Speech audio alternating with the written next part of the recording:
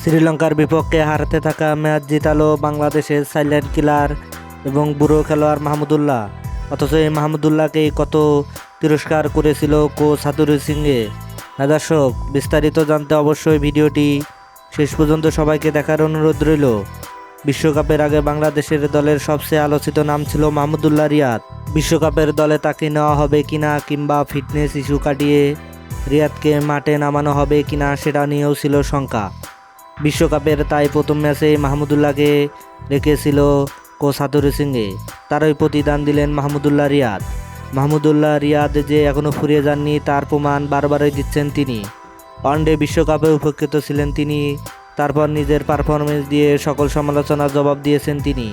এবারও বিশ্বকাপের প্রথম ম্যাচে হারতে থাকা ম্যাচটা জিতিয়েছেন তিনি। শেষ বলে দরকার ছিল 12 বলে 11 রান, কিন্তু উইকেট ছিল মোট 2টি। সেখানে মাহমুদুল্লাহ রিয়াদ দাসুন সানাকার বলে 6 হাঁকিয়ে ম্যাচের জয় নিশ্চিত করেন। শেষ দিকে আর কোনো উইকেট হারায়নি বাংলাদেশ। সেই মাহমুদুল্লাহকে এবার প্রশংসায় ভাসালেন কোচ হাতুরু সিংহে।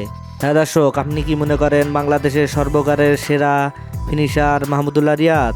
তাহলে অবশ্যই আপনার মূল্যবান মতামত কমেন্ট বক্সে জানিয়ে দিবেন। ধন্যবাদ। আল্লাহ হাফেজ।